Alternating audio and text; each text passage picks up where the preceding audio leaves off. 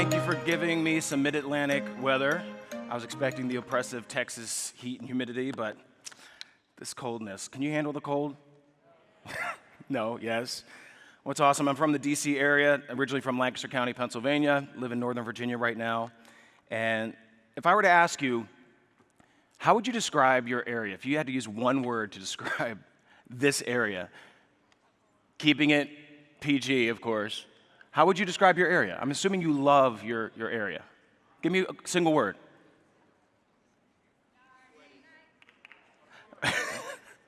Say it louder. What'd you say? She said bipolar. Okay. Interesting. Well, since I am from that DC area, how would you, what words would you use to describe DC? PG. Okay, forget it. We can't use those four-letter words. Anyway, it is awesome to be here. It's awesome to have the opportunity to speak about truth. If we can put the presentation up. My organization is called the Radiance Foundation. My wife and I founded this a few years ago because we wanted to tackle all the easy subjects: abortion, fatherlessness, poverty, racism. We talk about adoption. We talk about activism, whether LGBT activism, judicial activism, free speech, religious liberty, all of these issues in the context of God-given purpose. We exist to illuminate that every human life has purpose, whether you're planned or unplanned, able or disabled or differently abled, red, yellow, black, brown, or white. We believe that life has purpose. We educate people about a myriad of social issues, all in the context of God-given purpose. And then that last part, how many of you are good at self-motivation? By show of hands, come on. That's depressing. Wow.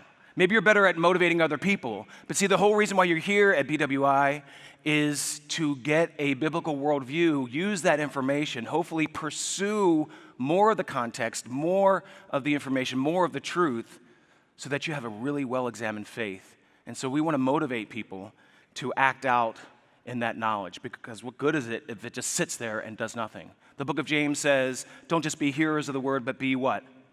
Doers. And so we're going to talk about the social injustice of abortion. Like I said, easiest topic possible. But anytime we talk about the issue of abortion, I know there are so many dynamics to this. And when we address the issue of abortion from the Radiance Foundation's perspective, we are always loving and compassionate toward the individual, especially those who have chosen abortion. There are resources available. In fact, I understand that there are some counselors here from Prestonwood Pregnancy for those who may be post-abortive, and that includes women and men, because men also suffer the loss of their child. But no one has to live a life of guilt and shame, because we serve a God of wholeness and healing. How many have been forgiven in this room? Yeah. Forgiveness is a beautiful thing. And so there are resources. We have some national resources, radiance.life/heal. We don't want anybody to go through life feeling like they've made a decision that's irreversible, and then God cannot reach into that soul, into that heart, and transform. We serve a God of transformation all the time. So when we talk about the social injustice of abortion, I think it's critical that we actually define the terms, right? We have to understand what we're saying. So what is abortion? Abortion is the intentional killing of a preborn or partially born human life. That's what it is. In Scripture, Proverbs 6:16-19 says, there are 6 things that the Lord hates, 7 that are detestable to him: haughty eyes, a lying tongue, hands that shed innocent blood, a heart that devises wicked schemes, feet that are quick to rush into evil, a false witness who pours out lies, and a person who stirs up conflict in the community. Another verse, when I think about abortion, I think of the Bible, because people say, well, it doesn't specifically say abortion in the Bible. It also doesn't specifically talk about pedophilia. And that's certainly wrong. That's certainly evil. But there are many biblical principles that point to the fact that abortion, the killing of another human life, is wrong. Jeremiah 1:5 talks about how God knew us even before we were in the womb. Jeremiah 1:5, before I formed you in the womb, I knew you. That's pretty awesome. Before you were born, I set you apart. I appointed you as a prophet to the nations. This just goes to the fact that every human life has purpose. Not just from the moment of conception, because Jeremiah 1:5 is talking before you were even formed. He emblazoned you with purpose. And then Psalm 139, which is my favorite chapter, verses 13 through 16, talks about how he knit us together in our mother's womb. We are fearfully and wonderfully made. So what is abortion? It is a deliberate act that destroys the image of God. What is justice? Because we hear the word all the time. But a lot of us have a different concept of what justice is. In fact, we live in a day and age where people are always putting qualifiers before the word justice. It shouldn't really need a qualifier. If you look at the Merriam-Webster dictionary definition, I love this. It says conformity to truth, fact, or reason. Not to opinion, not to a lived experience that may be rooted in a lie, but conformity to truth, fact, or reason. Psalm 33:5 talks about how God loves righteousness and justice. It says, the Lord loves righteousness and justice. The earth is filled with his unfailing love. This is actually the verse that led us to name our youngest son. Oh my gosh, I can't imagine life without this little guy. We adopted him when he was 8 weeks old. He is full of all kinds of love and craziness, and he's an amazing kiddo. This is actually our son, Justice. So justice has a lot of meaning to me, and when we talk about the issue of justice, we have to realize that there is something very tangible behind it. So this is my youngest, I have 4, but I'm partial toward adoption. I'm a father of 4, 2 of my kiddos are adopted. Because I was also adopted in a tiny little family of 15. I have 6 brothers, I have 6 sisters, 10 of us were adopted, 3 were homemade, I don't know what you want to call them. So, and then they imported the rest of us. But to understand my perspective when I talk about the social injustice of abortion is to understand, how do we view humanity? How do we view the very lives that are all around us? And so this kind of gives you an introduction to the way that my family is comprised. Life is never picture perfect. Human beings come in all different shapes, sizes, colors, and abilities. No matter how much we plan, no matter how much we think we're prepared, the unplanned happens all the time. It's how we respond to the unexpected that shows our true humanity. But many do not see the value of every human life. Too many are willing to discard those who don't fit the picture of perfection. Abortion destroys the chance to love and to be loved. We never know what will fill the frames of our lives, or how empty those frames can be when we allow exceptions. Every life is a gift. Yeah, I'm a firm believer that every life is a gift. My family is full of exceptions, those that the world would so easily write off because they didn't fit that picture of perfection. You can see the original Bombergers here. There were 5, and people probably would say, hey, this is picture perfect. You got 3 kids, you're good. People will say, well, what motivated your parents to adopt? What influenced them? And sometimes you hear the subtext where it's like, what possessed your parents to adopt 10 kids? Brokenness and love. Because adoption in the natural and the supernatural happens because the natural order of things is broken. And it brings healing and restoration. And my mom, see, this is just kind of goes to the whole mentality that you cannot look at somebody's pigmentation and assume you know anything about them. My mom grew up in poverty. My mom grew up with an alcoholic father and was placed in a children's home for 1 year. And during that time, at the age of 5, because we're always underestimating the way that young children receive and perceive things, at the age of 5, she just remembers there's another little girl who never had anybody visit her. My mom at least had her mom and her dad visit her separately. But no one came to see this little girl who had physical disabilities, and it broke my mom's heart. So she remembers just one night getting down on her knees and just saying, God, help me be a mom to those who don't have one. That's where the heart for adoption started.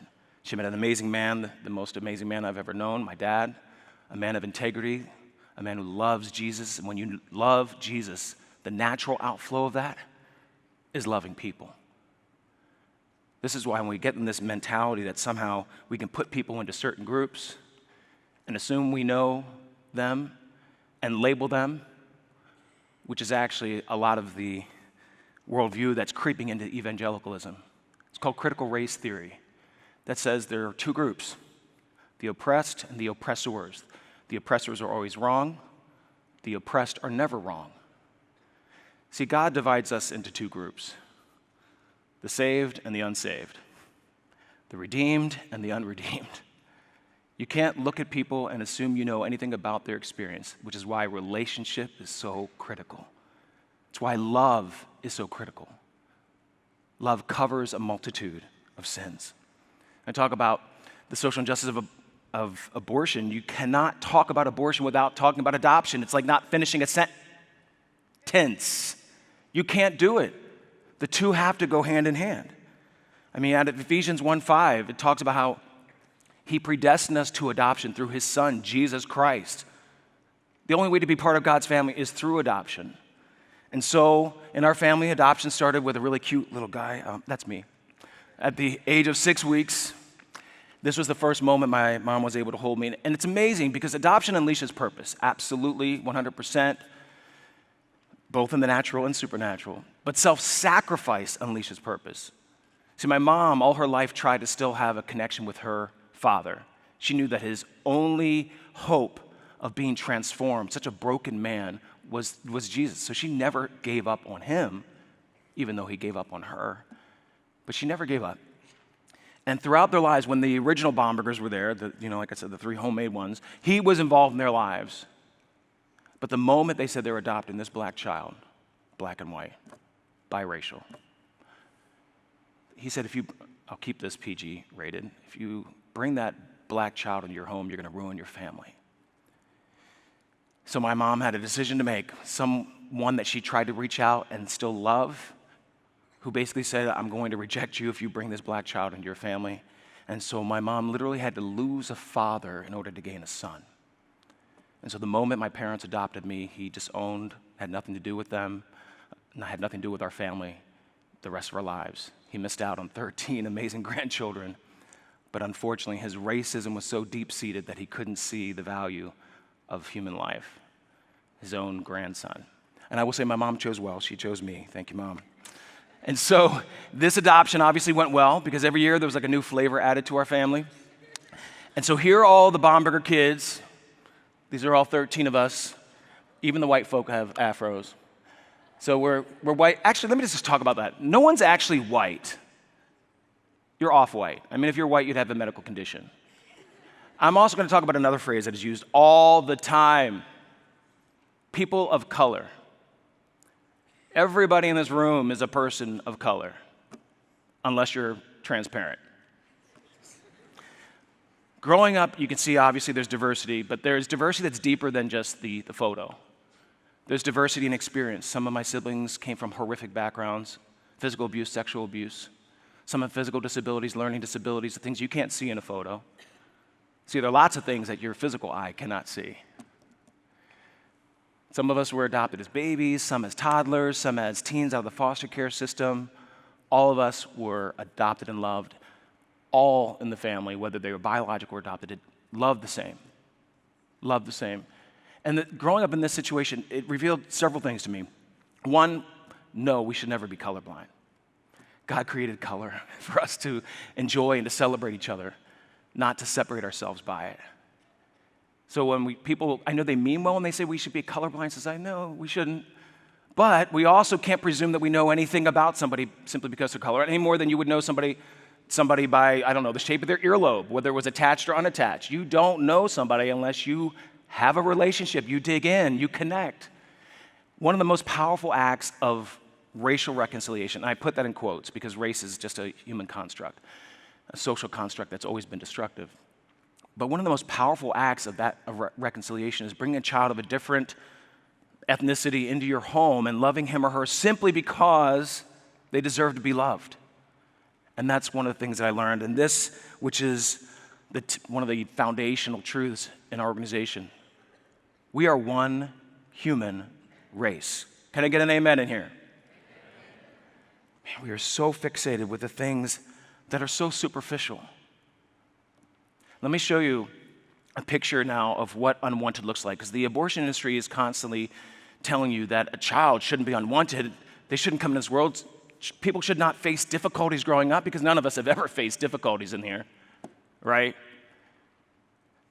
Human beings flourish when they face adversity, and we flourish when we come along somebody to help fight adversity. We're better human beings because of adversity. But when people tell you about, oh, well, that child shouldn't have to grow up in poverty. Well, greatness has come out of poverty. That child shouldn't have to grow up with a single mom. Well, a single mom becomes more than she ever thought she could be. Or a single dad, in that case. So I want to show you a picture of what unwanted looks like. So when you hear that term, I want this to replace whatever you have in your mind of unwanted. This is my whole family. It's just my brothers, my sisters, their spouses, their children. There are no extended families like aunts and uncles and cousins. It's just my immediate family, and this is what it looks like.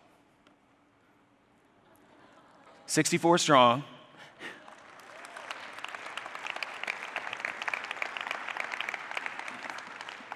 This is what happens when you defy the world's low expectations. This is what happens when you don't know what you're getting into, because no parent ever knows what you're getting into. You don't have to adopt 10 kids to not know what you're getting into. You can have one child who is biologically related to you and still not know what you're getting into. Parenting is never easy. There's no plan that's laid out like, oh, I see how that's going to go. No. Every day's a new adventure, especially when you're a homeschooling parent like my wife and I. And when I say we homeschool, I actually mean she homeschools, because women are amazing, and she's a teacher by profession, so she knows what she's doing. But this is so contrary to the abortion industry that always talks about if you're unwanted, you're going to be unloved, and it's a lie. There's no such thing as unwanted. We are all wanted by someone. Now, this picture is also possible because of many courageous birth moms who chose to be stronger than their circumstances. I've never met my birth mom. People ask me, well, have you ever seen her? Have you ever met her? No. I searched for her years ago. All I wanted to do was to thank her. That's all I want. It's not like this talk show mentality where you're incomplete if you're adopted, if you don't know your biological parent. No, it's not true. Maybe some people feel that way, but that's not true for a lot of adoptees. I just wanted to thank her. That's it. So I wrote a song, and it's called Meant to Be, and I sent that, and they unsealed my records, but unfortunately there was no response. So as a creative professional, I try to figure out how do I pay tribute to my birth mom? How do I say thank you for going through 9 months of a traumatic pregnancy? And so I was thinking, okay, if I could show all the things that I've been able to become in my life by the grace of God, and only by the grace of God, because of her singular decision, that's what I want to do. I want to create that. And so I came up with this song and sang the song to this, so that if I never meet her, maybe online she'll see this. But this is actually the tribute to my birth mom and why I'm so passionate about this issue.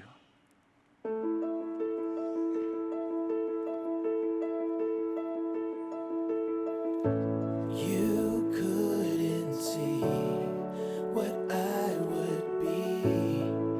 It wasn't part of your plan. Stronger than your circumstance, you gave my life a chance. Touching the future before it began.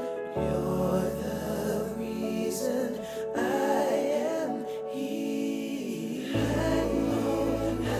know deep down in my soul, my life has purpose. I know deep down in my soul, my life has purpose.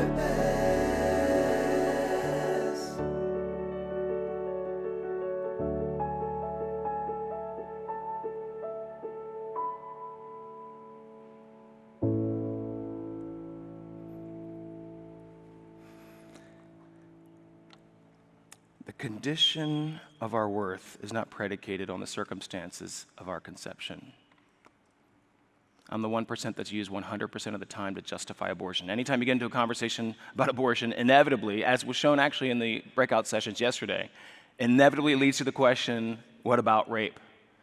And it's a great question, and we should ask it. But as Christians, we should have a different worldview and a different approach to violence, because violence never cures violence. The violence of abortion does not cure the violence of rape.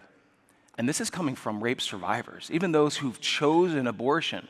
I've spoken to hundreds of, and met hundreds of rape survivors. We work with a number of rape survivors who have chosen life despite the horrific circumstances. So the question is, what about rape?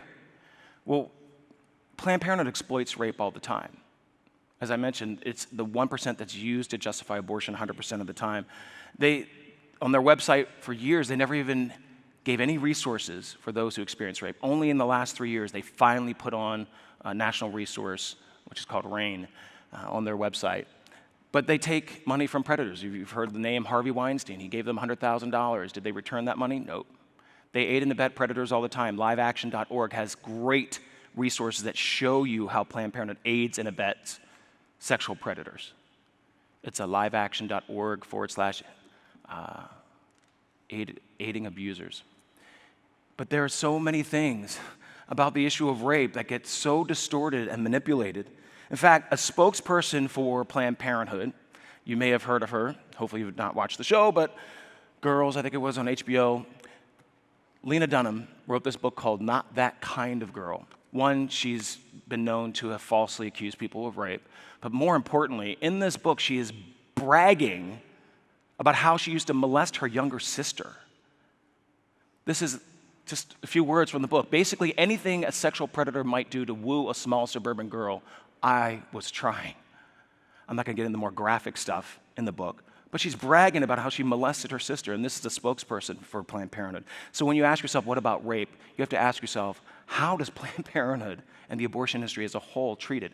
Planned Parenthood's been sued in state after state after state for not reporting rape. It's understandable when you see the way that they deal with sexual predators. What about human rights? Because we're always told that abortion is a women's rights issue, and then we hear if you're pro-life that it's just a religious issue. I'm not even making a religious appeal, actually, because the United Nations, last time I checked, is not a religious organization, and yet they have some of the most profoundly pro-life statements in their founding documents. And the UN Universal Declaration of Human Rights, which was passed in 1948 as a result of what horrific moment in history? The Holocaust. So this was ratified, and the Universal Declaration of Human Rights says in its preamble, whereas recognition of the inherent dignity. I'm going to stop there for just a moment. What is inherent? When does that exist? At birth? It exists when you exist. Inherent means it's there when you're there. You don't exist at the moment of birth, you exist at the moment of fertilization. So it says, whereas recognition of the inherent dignity and of the equal and inalienable rights of all members of the human family is the foundation of freedom, justice, and peace in the world. And then in Article 1, it says, everyone has the right to life, liberty, and security of person. Everyone. Then there's a second document, the UN Convention on the Rights of the Child, passed in 1959 and reaffirmed in 1989. And it says down here, bearing in mind, and this is not a pro-life organization saying this, but it says here, bearing in mind that is indicated in the Declaration of the Rights of the Child. Quote, the child, by reason of his physical and mental immaturity, needs special safeguards and care, including appropriate legal protection before as well as after birth. This is why activists at the UN are trying so desperately to change this and enshrine abortion as a human right. When we talk about human rights, it's hard not to talk about the LGBTQ movement because they claim that sexual orientation and gender identity, these are human rights too. But I find it interesting because you have these multi-million-dollar LGBT organizations who decry discrimination and violence on one hand and yet support the most violent form of it on the other hand. Every single major LGBT group supports the violence of abortion. They stand in solidarity with Planned Parenthood. And they say, in fact, Lambda Legal, which is the litigation powerhouse, LGBT litigation powerhouse, they, along with Human Rights Campaign, are probably two of the largest gay rights groups, LGBTQ. It's hard to keep up with all the ever-expanding acronym. But Lambda Legal says that abortion rights and LGBT rights are inextricably tied. You cannot separate them at all. Any damage to one does damage to the other. So it's interesting, for those who decry discrimination are the ones supporting the most violent form of it. And in DC, just a few days ago, the same groups, Human Rights Campaign, Lambda Legal, are pushing for the legalization of prostitution. Planned Parenthood funds groups that fight for the legalization of prostitution. So I know you're going to hear about sex trafficking later today. Sex trafficking is only enabled by the legalization of prostitution. So when you think about human rights, you have to think about who's actually fighting for human rights. And then we have to ask ourselves, well, what about women's rights? Because abortion's always cast as a women's rights issue, right? Women's rights issue. True feminists had two particular words for abortion. This is Susan B. Anthony and Elizabeth Cady Stanton, who were the publishers of this periodical called The Revolution, obviously suffragists. You've heard of them, hopefully. The 19th Amendment wouldn't have been ratified without them. But this is how they described abortion. Unambiguously.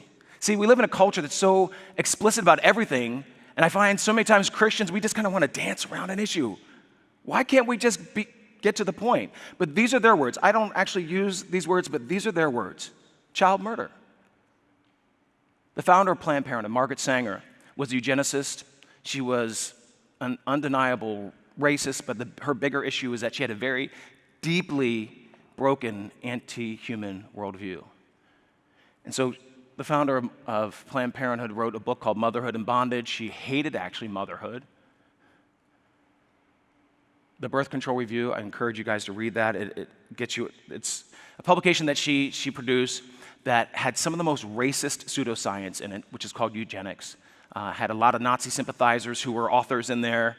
In fact, KKK members were part of the board of Planned Parenthood. That's a whole other session in and of itself.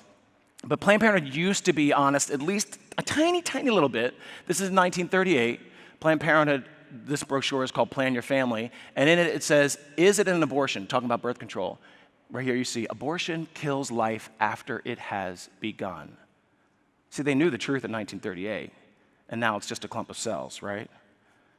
I want to play you a little clip from Margaret Sanger. She's asked, what is sin, or does she believe in sin? Now, people will say, well, Planned Parenthood's not about Margaret Sanger. They name many of their centers after Margaret Sanger. They give out the Margaret Sanger Award every year. They have never separated from their past, yet they keep trying to revise who Margaret Sanger is. Listen to this clip and her response about sin. When I say believe, I don't mean to believe in committing sin. Do you believe there is such a thing as sin? Well, I think the greatest sin in the world is bringing children into the world that have disease from their parents, that have no chance in the world to be a human being, practically. Delinquents, prisoners, all sorts of things just marked when they're born. That, to me, is the greatest sin. To further understand her, and this is not taking anything out of context, you can read the majority of her writings. They are disturbing. This is from her book, Women in the New Race, chapter 18. She says, and this is about birth control, and this is how she defines it. This is her writing. Birth control itself, often denounced as a violation of natural law, is nothing more or less than the facilitation of the process of weeding out the unfit, of preventing the birth of defectives or of those who will become defectives. That's not a statement of empowerment. That's a statement of animosity. She had a broken worldview. That's why any Christian who tries to defend Margaret Sanger, and trust me, I've seen many articles in Christianity Today and other Christian publications trying to defend Margaret Sanger. They can't do it, not by telling the truth. See, Planned Parenthood now has morphed into a $2 billion corporation that actually panders to every issue possible. Every issue. This meme kind of spells that out. I mean, they don't solve any issues, but they do make money. And the one thing that they make money from is abortion. Abortion brings in 80% of their health services revenue. Don't believe the hype about 3% of their services is abortion. It brings in 80% of their revenue. They made $245 million in profit last year. $245 million. So when people say, well, abortion's not all they do, they offer all these other services, then you could pick up this fact sheet that's out on the table and say, well, wait a minute, but why are breast cancer screenings down 65% in the last 10 years alone?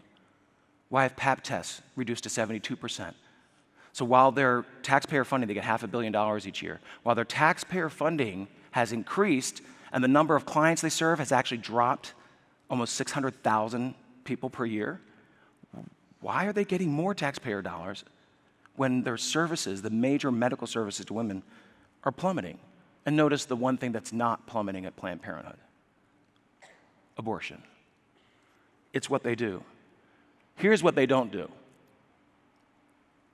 This is what you'll find at pregnancy centers across the country. There are about 2,700 pregnancy centers that offer all their services for free.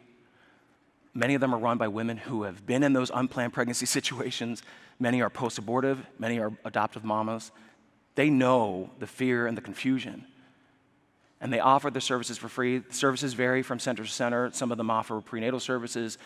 All of them pretty much offer parenting classes, what are called Earn While You Learn. So Planned Parenthood doesn't offer those, but these pregnancy centers do. In fact, you have one here, Prestonwood Pregnancy.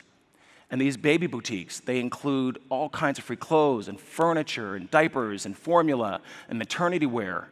Hundreds of thousands of items given out for free by pregnancy centers, in addition to the medical services, the counseling services, because they invest in the lives that come through their doors. And they see all three lives as valuable: the mother, the unborn child, and the born child, and the father. There's just a huge difference. So you'd ask yourself, well, what about women's right to know? What is that?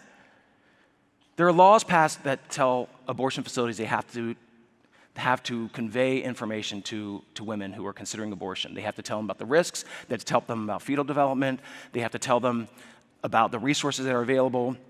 But yet, Planned Parenthood spends millions fighting every women's right to know bill, every one, so that women can't be fully informed. So for those who say, well, yes, it should be an informed choice. Well, not that the choice to kill a human being should ever actually be an option, but the whole argument about informed choice, then why is the organization that leads in abortions in this country fighting every bill that requires abortionists to give basic information? So there's just people constantly saying abortion is healthcare, abortion is equality, all these things. There's a great resource for you online on our website, radiance.life/fake health. It tells you about all the physiological effects of abortion. Increased preterm births. What are preterm births? With preterm births, it increases infant mortality. Birth defects occur because of preterm births. And abortion is one of the known risk factors in preterm births, a child born before their due date. This is from the National Academies of Science, buried all the way back in page 625 of the study. But you can see here, immutable medical risk factors. Immutable means unchangeable. Medical risk factors associated with preterm birth, and the third one listed there, prior first trimester induced abortion. But Planned Parenthood won't tell you this. Mainstream media won't tell you this. They tell you the opposite, that there's no physical effect. There's no future effect on children. And then there's this from the National Cancer Institute that talks about the other factors that they know increase the risk of breast cancer. And it says here, specifically older age, family history of breast cancer, earlier menarche age, induced abortion, and oral contraceptives, that's what OC is, oral contraceptives use, were associated with an increased risk of breast cancer. Yet, if you go to Planned Parenthood's website, this is what they say. There's no risk to your future pregnancies or to your overall health. Having an abortion doesn't increase your risk of breast cancer or affect your fertility. It doesn't cause problems for future pregnancies, like birth defects, premature birth or low birth weight, ectopic pregnancy, miscarriage, or infant death. 100% lie. That's what I call fake feminism. That's why I called on my 10-year-old to help me out. I love creating things. And sometimes some of this stuff is so heavy, you either have to laugh at things or you just have to poke fun at the ridiculousness of things. So I reached out to my little 10-year-old and we created this promo just to highlight what we consider to be fake feminism. They love to tell ya, abortion's so good for ya. Just pay a fee and get equality. Their fraud's extensive, their lies defenseless. Planned Parenthood's been counting for a century. It's fake feminism. It's fake feminism. It's fake feminism. They don't want you to know.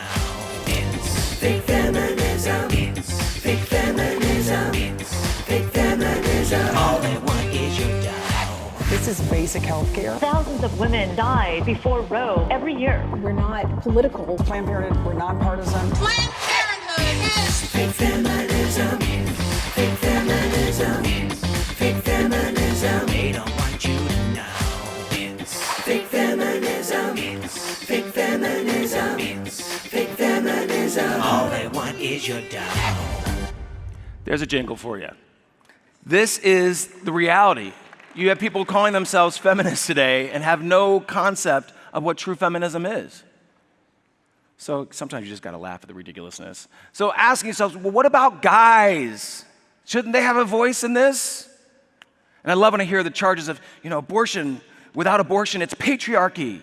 Patriarchy, that's why we can't have abortion. That's why they're trying to restrict abortion. I just find it funny because it was 7 men in black robes in the Supreme Court that actually gave us Roe v. Wade. Isn't that patriarchy?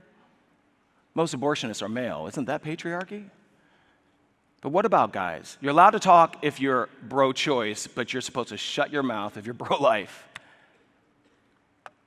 Guys, don't ever shut your mouth about this issue. This is a human rights issue. This is a moral issue. Speak up. Proverbs 31:8-9 says, speak up for those who cannot speak for themselves. Ensure justice for those being crushed. Yes, speak up for the poor and helpless and see that they get justice. It doesn't say, hey, women, you're the only ones who are allowed. We have an equal role in this, and it affects all of us. It's not an issue of, well, this is my womb, you have no uterus, no say. Really? We can apply that logic to everything. Well, I'm not going to say anything about child abuse. It's not my child. I'm not going to say anything. That's not my spouse. I'm not going to worry about domestic violence. I'm not going to say anything. I'm not going to say anything because that's not my daughter who was taken away by a sex trafficker. It's really not my issue. It is our issue. Injustice is always our issue. And when we talk about guys, we have a fatherlessness epidemic in this country. Roe v. Wade encouraged a culture of abandonment. 41% of children born today are born into homes without fathers. Among whites, it's about 36%, Hispanics about 57%, and in the black community, about 72%. We have an emergency in our country, an epidemic of fatherlessness that we cannot ignore. And the culture of abortion just worsens that. Ask yourself, what about poverty?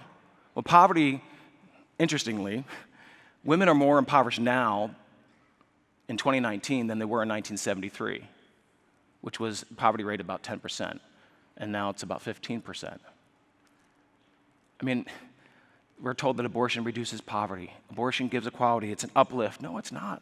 In your state, actually, when Planned Parenthood was defunded, you heard mainstream media just go in a tailspin about, they're defunding Planned Parenthood. Where will women go? Well, actually, to 3,000 other medical facilities that deserve the money much more than Planned Parenthood.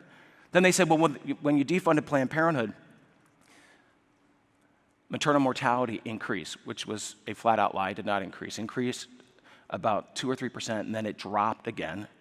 But what they didn't tell you is that maternal mortality tripled just years prior to them being defunded. So these are just some of the lies we have to identify. This fact sheet, if you go to radiance.life/lack of access, it actually speaks specifically to the issue here in Texas, and it highlights how insanely fake the news has been, not just in your state, but nationwide, on the defunding of Planned Parenthood. And when it comes to poverty, just look at the rates here. Because they were always saying, well, it's because of poverty, it's because of lack of insurance. Well, let's dismantle that. Hispanics are uninsured at 27%, poverty rate 25%. And the black community, 15% uninsured, 23% poverty rate. So less than Hispanics, yet the abortion rate is twice as high. Don't have enough time to go into all the history, but this is because of targeting that has happened historically, targeting that's happening presently. People say, well, no one's forcing anyone to have an abortion. You don't need to force anyone to have an abortion when you miseducate them for decades. And that goes for black, white, and every human between. So you ask yourself, what about racism? Because I know we haven't heard that word yet. Well, what about racism? The new president of Planned Parenthood in a Wall Street Journal article defends Margaret Sanger, reinventing her, and says, no, the abortion industry, we're not the ones who are the racists. Now, keep in mind, they're the ones who are killing 926,000 human beings of any pigmentation each year. But they're saying, we're not the ones who are racist, it's the pro-life movement. They're the ones who are racist. So how are the people who are saving human beings, regardless of the hue of their skin, how are we the racists? It's such an inversion. But yet, Planned Parenthood would tweet something like this. If you're a black woman in America, it's statistically safer to have an abortion than to carry a pregnancy to term or to give birth. Let that sink in. you're far better off aborting your child than to go through pregnancy. One, this is just medical junk science. It's not true whatsoever. I can't get into all the particulars. If you go to radiance.life, I write an article specifically about maternal mortality. It's a complete lie. But just let's put this in a different context. What if this were tweeted by President Trump?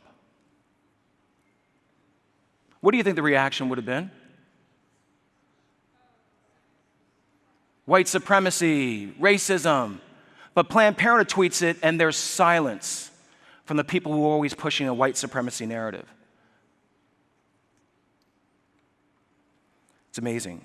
I don't have time to go into this video, but Planned Parenthood, when we first started as an organization, we decided we were going to tackle the issue of race and abortion, easiest subjects possible, combine them, and we were in Georgia, and we placed 60 billboards that talked about abortion in the black community and the resources that are available. And we were denounced by the ACLU, we were denounced by Planned Parenthood. In fact, we wrote an article about our experience in Atlanta and in California. We placed this billboard, Black and Beautiful, TooManyAborted.com. We were denounced by the NAACP, who called it horribly racist and gave the false impression that Planned Parenthood kills black babies. They kill black babies, white babies, and every human between. 332,757 last year. And so I thought, wait a minute, a group I grew up revering and loving, the NAACP, the reason for Brown v. Board of Education, for instance, so many landmark achievements, how are they not on our side? You want to talk about the most marginalized, the most vulnerable in our society? There's no one more marginalized, no one more vulnerable than the unborn. They literally have no voice. They have no ability to fight back. They have no ability to protest.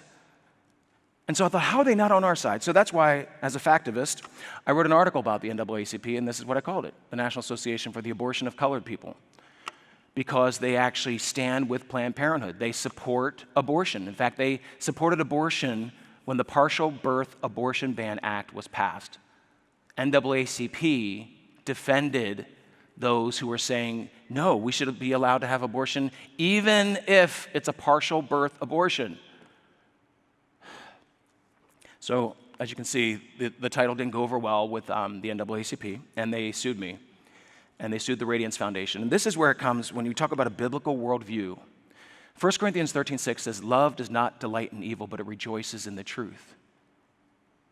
It's not easy to speak the truth. It's not easy to live the truth, but we're called to do it. When you're being sued by a multi-million-dollar civil rights organization that you used to love, and then there are state chapters that I support, and there are many friends of mine who are within the NAACP trying to change it as far as this issue is concerned.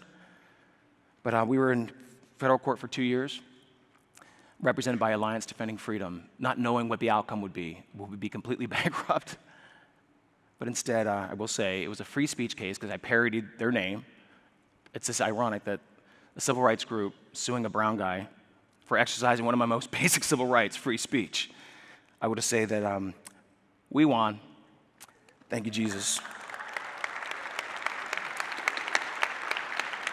This is critical. One of my favorite childhood heroes, Frederick Douglass, a former slave, an abolitionist, someone who helped to reshape the mind of President Lincoln on the issue of race.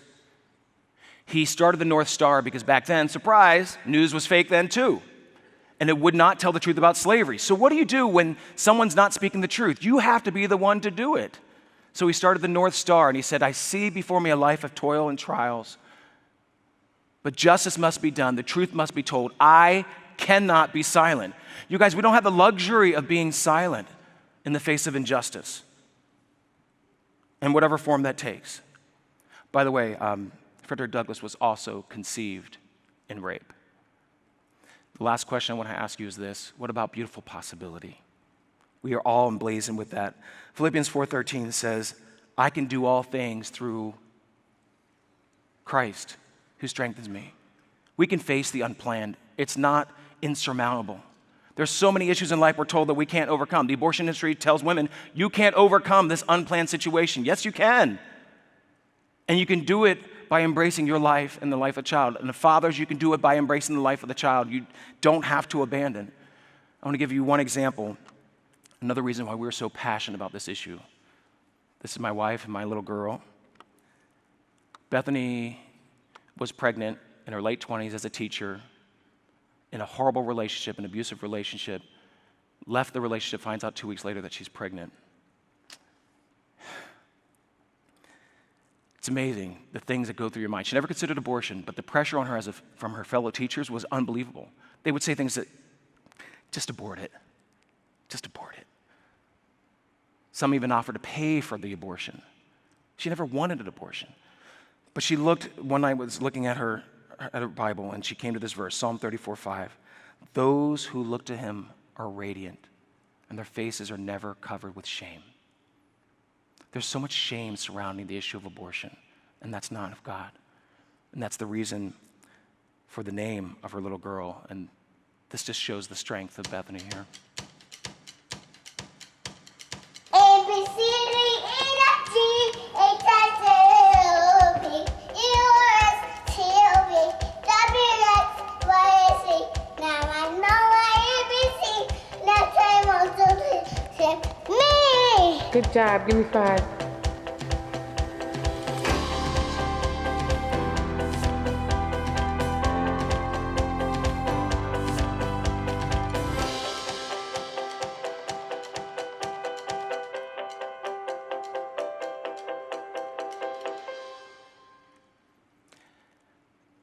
This is, if we could put this up here, right here, my little girl.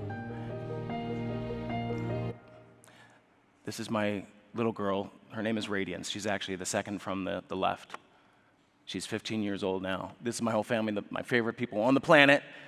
And this happened because my birth mom chose to be stronger than her circumstances. So my youngest son, Justice, my oldest daughter, Ray, Radiance, my wife, Bethany, my favorite woman on the planet, and my 2 kids who are competing for middle child status, my son, Makai, and my daughter, Aaliyah. Aaliyah loves to sing. And when I made that video that you saw earlier of all the things that become my life by the grace of God, Aaliyah comes in the room and she hears a song and she wants to sing. Now, she won't sing in front of people, but she'll sing in the mic in our little studio. And I love it because as she's singing, all I can think of is she's here because one person chose to be stronger than her circumstances. And so she asked me, what word should I sing, Daddy? What word should I sing? And I'm like, just sing whatever comes to mind. And so this little 10-year-old, these are the words that came to mind. And I hope they speak to your heart too.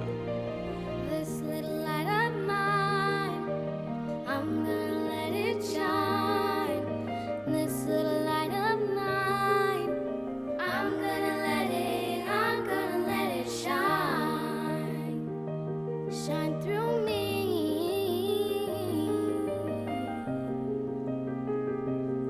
Oh, shine through me.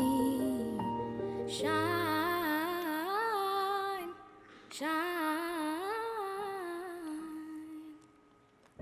Matthew 5:14 says, you are the light of the world. So go ahead, people, go out there and illuminate injustice. Love people enough to speak the truth. Even if you're the only one, courage does not need a crowd. It just needs conviction. Thank you, guys. God bless you.